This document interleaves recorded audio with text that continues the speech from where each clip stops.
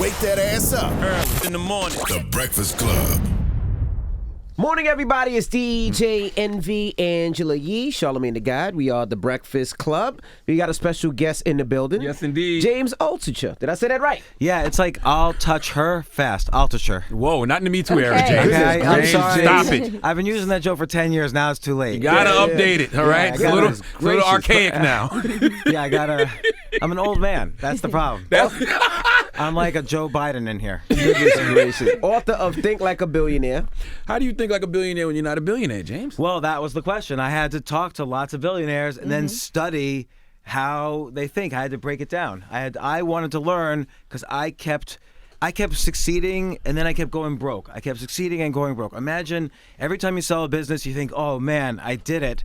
And then I would go broke so badly. I would lose homes. I would go Well, how would you negative. go in the- broke? Hold on, this is a good story. James went from $15 million to $143. Let him That was go. time number one. There was just four of those. Yeah. But I was just when you make money, you think somehow you're smart when you actually could be more stupid than ever. It's like I thought I would make all this money. I would see other people making even more, and I would get greedy, and I would just lose all sense of who I was. I would invest in the stupidest projects. I would spend tons of money. I bought houses and this and that, and then I just started. There was one period I started losing $1 million a week, and I got obviously I ended up with $143. I remember in my ATM machine one night I checked, and I was afraid to check. I figured, you know what, I better check just in case it's not zero.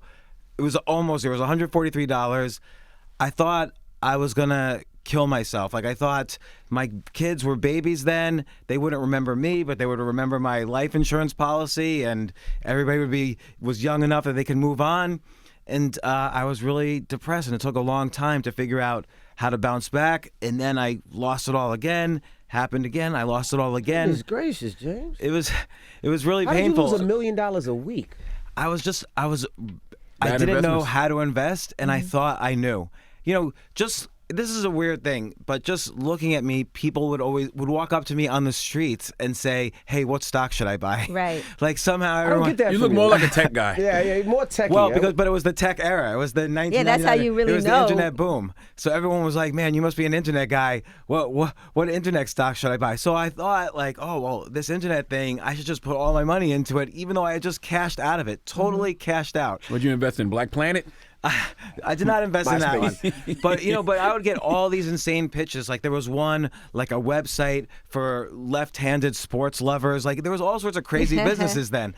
And Tell me you didn't really Streaming invest in that. You just television. making I it- did not invest in that. Okay, thanks. Streaming television networks. Yeah, well, Early there on. was broadcast.com before YouTube, which of course created Mark Cuban, but it never. I don't think it ever made a profit or anything. It was just a crazy time back then. I'm thinking And about so- investing in that app for people with little dicks.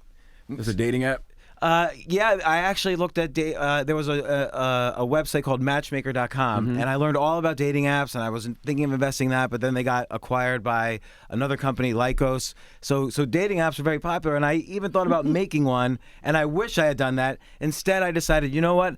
I'm gonna figure out what I'm doing wrong with investing, and I became a professional investor. I became a day trader. I wrote software to trade the markets. I started a hedge fund. I built up again. I sold another business. I made some money, and then I bought a bunch of houses. I thought I was all How many done. houses did you buy? 2, Where? upstate New York. How much So, did they cost, James? a couple of million.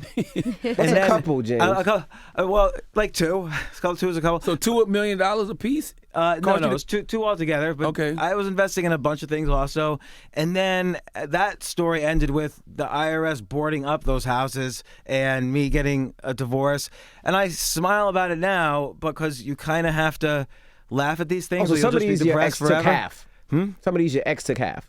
Yeah, I mean, we worked it out. Everything's, we worked James, it. you can't skate around this. We're trying to learn from your mistakes. Okay, All right. I gave more than half because I had nothing and I wanted to support my kids. So I Gotcha. ended up basically back to zero. Yo, James And- is like a drug dealer. Yo, he'd be like, James, what happened? Well, But you know what? That Yeah, happened, you and I know. did that too much. James- and Subprime back to this. mortgages. But James, throughout all of this, you've said that money is not the most important thing to you. You can think of other things that are more important than money, right? Easy to say that when you go broke 4 times. Absolutely, because look, if all you ever do is money, it's like you're wasting your life energy on something that is not as important as your life. Like if you're a creative person, you have to be creative. If you're if you love history or if you love the law, you should do the things you love. It's really hard to just love money. Mark Cuban did, though. So Mark Cuban, he claims he did. So I was talking to Mark. So one of the reasons I interviewed all these billionaires, I wanted to figure out how did they keep going and I kept failing. What was the difference? And Mark Cuban said to me that when he was about to become a billionaire, all he was doing, he said he was sitting naked at his computer, hitting reload on Yahoo Finance until he hit the $1 billion mark for the first time. And but I don't believe him because he loved basketball. He loved local basketball in Ohio. He was living in Dallas, Texas. So he created technology to transmit, to stream the local basketball games to his computer. That became broadcast.com. So it was really his obsession with both technology and local basketball, and he created a company that made him billions of dollars. All these people did things out of obsession. Like look at, so I interviewed Damon John, for instance. He was obsessed with clothing. He loved to sew, and he was obsessed with hip hop. So he combined the two. A lot of these guys combined interests. They did what I call is idea sex. They took two ideas, had sex with them to create their business. And so Damon John combine these two ideas. Then he got this $300,000 order from a bunch of companies. He didn't have $300,000. He was a waiter at Red Lobster selling hats like at local conventions and stuff. He mortgaged his mom's house. Okay, and over the weekend, he hired a bunch of seamstresses. He fulfilled the $300,000 order. The next week, he paid back his mom's mortgage. And so a lot of these guys, there was something very interesting, which is what I call ready, fire, aim. Oh, can you do a $300,000 order? Yeah, I'll do it, even though he had no ability to do it. And then he figured it out. He took, even though it seems like he took a big risk by mortgaging his mom's house, he actually didn't take any risk because he already had the order. Yeah. So I took too many risks. That was one thing that was very different when I was going broke. I thought entrepreneurship and making money is about risk. It's actually about removing risk. Right. All these guys removed risk. Like you take Richard Branson as an example. That guy was 27 years old and he started an airline to compete against a monopoly. British Airways was a monopoly, and he was a 27-year-old music magazine publisher. And everyone said, you can't do this, you can't do this. So the other thing I learned was you go on the opposite side of can't. You'll go everyone's going to tell you you can't do something because no one did it. So he's 27 years old. He didn't have the money to start an airline. He didn't want to take any risk. So he literally borrows an airplane from Boeing. Boeing he called him up and they just gave him a plane. And so white privilege. He definitely wasn't black. Yeah, Richard Branson. You know what? You're probably right. And also, he said to them, "Listen, you have no ability to price your planes in England because there's a monopoly. Give me a plane just for a year. I'm going to borrow it for just a year, an entire 747, and take your chance on me, and then I'll give you the plane back if it doesn't work out." And they did. It's got to be more to that story. There probably is. It's gotta be. Come on. But who has ever lent anyone a 747? Like, even if there was more to the story, it's still a crazy story. Right. And he started an airline against a government monopoly. Like, that's impossible. And so everyone's going to tell you, no, you can't do this, or you can't have a radio show, or you can't, do whatever. But you just have to. Everyone who's successful goes on the other side of all the people who tell them they can't do it. If they just stay on the same side as the people who say can't, then you're going to be one of those people. You have to go in the room that's least crowded, the room where there's nobody else, and that's how you find your success. I wonder, do you become a billionaire by saying you want to be a billionaire? I think that's part of it because that's a pretty big number to go for. Yeah. Like, I remember Peter Thiel, who started PayPal, and he was the first investor in Facebook. I talked to him, and I asked him, when Facebook, Microsoft offered Facebook $1 billion. Mark Zuckerberg was 24 years old and would have made $200 million as a 24-year-old. I would never say no to that. Who would say no to that? And Peter Thiel said we all wanted Mark Zuckerberg to take it, but Mark was like, what would I do? I would take this $200 million and then I would just build a social network. Well, I already have a social network called Facebook. So he didn't take it, and now he's worth whatever, $50 billion. Wow. So it is a weird mindset. Like, I think you definitely don't need $1 billion. Nobody needs $1 billion to be happy. You Not to be happy. You know, as an experiment, there was one time I threw out or gave away all of my 100% of my belongings. I only had one carry-on bag, and I asked a friend of mine to go to my apartment, either throw everything out, keep everything for yourself, give anything away. I just don't want to hear about it anymore. I went away for a week with just one bag, and she called me up during the week and she said, "Are you sure you want me to throw out your diploma?" She said, "You worked so hard for that." And I said, "No, that diploma has been useless for me. Throw that out first." And then I came back. I had a carry-on bag, and I only lived in Airbnbs for about 2.5 years. I didn't rent, I didn't own, and I didn't buy a single thing if it couldn't fit in my carry-on bag. And so you experiment. I experiment with not wanting money or not needing money. And I did that for 2 years, and it kind of burned that need out of me. I like having a lot of money and acting like I don't.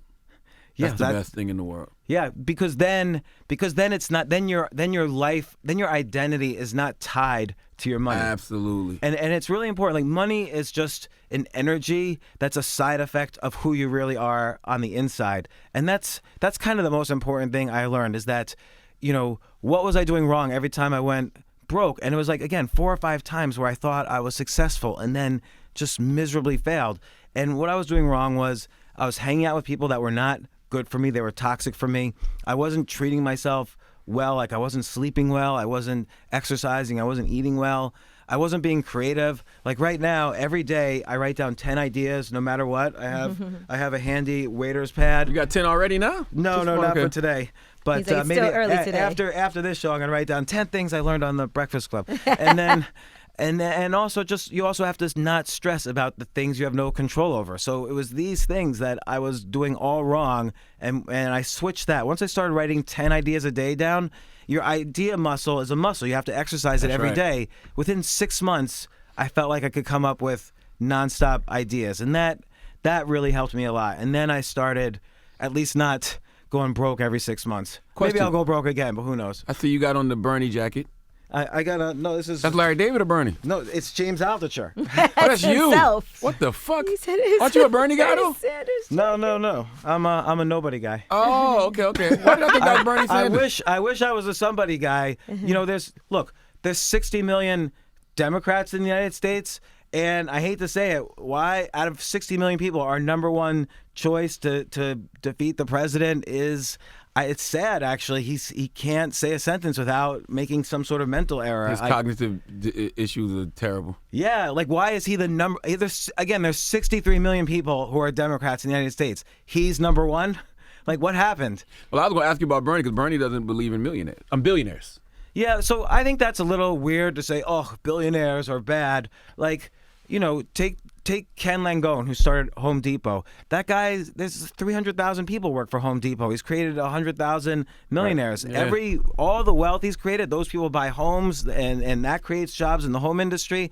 Like, people who make a lot of money create tons of jobs. How many jobs are connected to Amazon? Not just Amazon employees, but people who make their living selling on Amazon. Like, there's a huge ecosystem economy around Amazon. There's this misconception that in order for you to be rich, you have to have done bad things to people. Yeah, you got to step on the pool. Yeah, and Which is not true. I don't think that's In true all because cases, yeah. No. you need nobody is there's no such thing as a self-made billionaire. First off, most people on the billionaires list they started with nothing. They didn't inherit any money. And second off, you need help of good people. The only time I've ever even made a little bit of money is when I had good people around me. And if you start screwing people, and sure, I'm sure there's bad people in any industry or career, but once you start screwing people over, you get a reputation, and nobody wants to work with you. So What are you worth now? I would say Refresh. I'll say about Look in your pocket, James.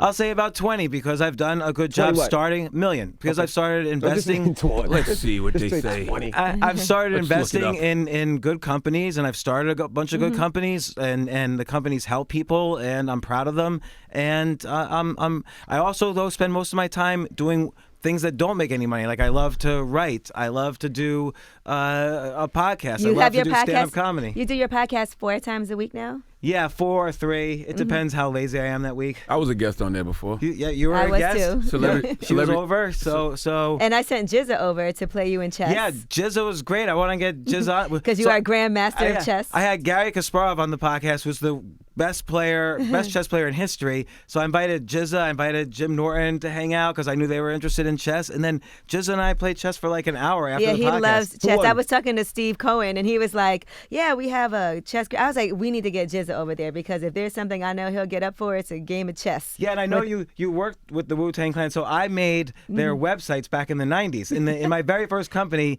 I did all of Steve Rifkin's Loud Records websites. And I see Damon John references him in the book, too, talking about street teams and using other people's marketing because he had Steve Rifkin from Loud Records was famous for the street team. So he would take kids that used to love being in the club, right, and send them to the club to hand out flyers, get everything hyped, jump up and down in front of the DJ booth and really pump up the records. But he started a whole business around that. Like Pepsi would hire him to hand out, to have the same street teams hand out Pepsi. So Pepsi would be like the cool thing, just like the Wu-Tang Clan was. So Who won, though? Steve's, Who won when y'all Steve's played? smart. Who won when y'all played? I did, Okay. but that's not. He It's wasn't. neither here He nor was a there. very good player. He was better than the average player. He was a good player. Celebrity Net Worth says you're worth $50 million. Yeah, so that's incorrect. Today. That's incorrect today. And I'm not aiming for, again, how much does one need to be? I lived for 2.5 years without any owning anything at all. So you don't really need much to be good, happy, to pay for your family. I just needed enough money. I have 5 kids now. I just need enough money to keep them going. And of course I have that, but again, it's a result of, I've helped start very good companies that help people. If you help people and create value for people, you're going to make money. That's my biggest thing. Anything that I'm involved in, I want it to be something that helps to empower other people. I feel like you do that, sky's the limit. Yeah, like look, your book, Shook One. I have 2 books. I know, but so there was The Black second Rivers, but you were on my podcast for Shook One. Yes. You were. It wasn't like you were just writing a book to write a book. You're right. You had anxiety. You were writing a book to help people deal with that. You didn't even understand this was a condition one could have. Word. I've of course had enormous anxiety during these periods. Got addicted to Klonopin for a really long time, and it's a horrible thing. I'm glad you wrote that book. It created value for a lot of people. Thank you. So, and you have your juice bars. This is all these things. This create health, create awareness for people, and that creates value and creates money. Now, you know whose story I love that you interviewed in here as a woman and somebody who uses the product? Spanx. Yeah. Sarah Blakely, who started Spanx. She was great. And you guys had a nice long conversation basically about the invention of it, how she came up with it, how she actually managed to sell it in stores like Neiman Marcus and Saks. So She's a great example of Ready, Fire, Aim also. She had one sample product, and Neiman Marcus placed this huge, enormous order. And what did she say? She didn't say, oh, I don't know, call me in a year, maybe I'll be able to figure out how to fulfill that order. She said, yes, I'll get it to you right away.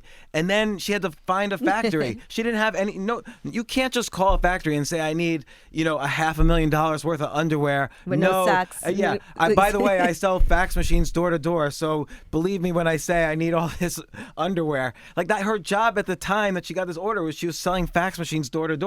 But she said yes, then she found out how to do it, and then she fulfilled the order. This white privilege thing is incredible. You can just call up people and just ask for planes. And trying to call somebody right now. No, she called, but then she was like, I have to go see you in person, right? And and look, Damon John, I thought it was Charlamagne's phone's ringing. It's my phone. Sorry about that. But Damon John, though, he got this order, and he didn't know how to fulfill it. Right. And he got a $100,000 loan from the bank, mortgaging his mom's house. So That's a little different, though. I mean, you're putting up some type of assets up there to get some money. They just giving away planes and they just underwear. giving away planes. Just because Yeah, that's a little Damon different. had put his whole mom's house up. that could be. I don't know. Definitely, Richard Branson had some weird edge. Again, he was this long-haired 27-year-old music magazine publisher with no experience in the airplane business, and Heathrow gave him a landing strip, JFK gave him a landing strip, Boeing gave him a plane. My God. I wish I could have a little bit of like if we could transfer his stem cells into me, I would take that, even if there was the risk of death. SpaceX now, right? Yeah, What's his thing Elon Musk called? has SpaceX, but Richard Branson's doing Virgin Galactic. You can travel to Yeah, he's. I think it's like $250,000 to buy like a tourist ticket to space. And by the way, no, I would not do that. Would you invest in SpaceX? No, I wouldn't. I like, why does everyone want to go into outer space all the time? There's nothing there. Come on, James. Well, look, you're too smart a guy to say that. To be fair, the Space Force uniforms that just came out last month, it's all camouflage colored. So there must be trees or something in space, or else why would they put them camouflage color? So maybe there's something we don't know. I don't know. There's definitely something in space, though. Yeah, it could be aliens hanging out. Yes. Like it's selfish to think. It's selfish and very arrogant and narcissistic to think we're the only intelligent life in the whole universe. I agree, but it might not be humans. It might be, Exactly. We've only been around 200,000 years. The universe has been around 15 billion. So imagine if some species has been around for a billion of that. First people have also so- been abducted by aliens, too. Yeah, or maybe we're the abducted. descendants of some kind of aliens. But that's why I always say, people will always be like, oh, there's no such thing as UFOs. They couldn't travel here. You got to travel at the speed of light. I'm like, you're basing that off the technology we have here. Right. Yeah, there's so many, we might be in a giant simulation, and maybe you can kind of cut through simulations. Who knows? There's all sorts of, like, quantum mechanics goes faster than the speed of light. So there's all sorts of ways that we're just beginning to understand. So imagine if some civilization was even 10 million years old. We're only as an intelligent species, we're only around 70,000 years. So imagine if there was some species that was intelligent for 10 million. Imagine what they could do. We're already increasing our technology at an exponential rate. So imagine if we could do that for 10 million more years, although we probably won't get the chance. We might be the roaches of the universe. Yeah. They might be looking at us like they're only using half of their brain. Yeah, we should just send coronavirus down to them and see what happens. If they can solve that, then we'll say hello to them. Well, you did an emergency podcast about coronavirus. Yeah, just the other day, because I was scared about it. Like, everybody was like, I watched the movie Contagion, and then I was like, oh my God, we're all going to die. Are you scared of it now? So, no. So I called up basically every top immunologist who would talk to me, and I spoke to several. And this is obviously a pandemic. It's an exponentially growing disease. Like, people say, oh, only 4,000 deaths. The flu kills 1 million a year. But it doesn't take into account the fact that this is like doubling, every couple of days. But I'm not as worried as I was because two things. One is you see in early places like China and South Korea, it was moving up exponentially in the beginning, and then it started to level off. China now has no new deaths for 3 days in a row. They haven't even heard about China. Yeah, South Korea is also just started to decline, less cases than the day before. And they've been loosening their restrictions. Yeah, and that's the other. That's number two is China. I was really worried it turned out, and I didn't know this. It turned out every company was dependent on China for everything. Like everything from antibiotics to now there's a run on toilet. There's no toilet paper in the supermarkets anymore. Eyelashes. We need our eyelashes. A lot of that comes from China. Eyelashes made in China. So I was scared that everybody was going to go out of business here, and that would be disaster. But now they started reopening the factories, and eventually when a country gets it and they start taking measures and there's we don't know actually how many people are infected. We have a number of how many people show up at the hospital, but most people infected have no symptoms. So there could be millions infected that we just don't know about, and then that gives a society immunity much faster than you would think. So it could be that's what's happening in China. It could be that's what's happening in South Korea. It will happen in the U.S. Yes, there's going to be a lot more deaths, but it will be a disease and virus, a particularly lethal one, but not so much greater than many other diseases and viruses. That's what we'll realize eventually, is what I believe. We'll see what happens, but this is coming not from me, but immunologists that I spoke to. Well, thank you, James, for joining us. Think Like a Billionaire is good. I read this. Choose Yourself is good. Choose too. Yourself? Yes. No James gatekeepers needed. Altucher. James Altucher, yes. James Altucher. James Altucher. A Me Too waiting to happen. My goodness. James Angela Altucher. Yee, DJ Envy, Charlamagne. Thanks for coming on my radio show. You guys can leave now. I'm taking over. All right, James. But make sure you check out his podcast as well. He interviews very fascinating people. And I know it's something that you are very passionate about and do a great job at as well. And Think Like a Billionaire is out now. Thank you so much. And it's the James Altucher Show is my podcast, and all you guys are welcome on. So thanks again. Thanks for having me on. All right. It's the Breakfast Club. Good morning.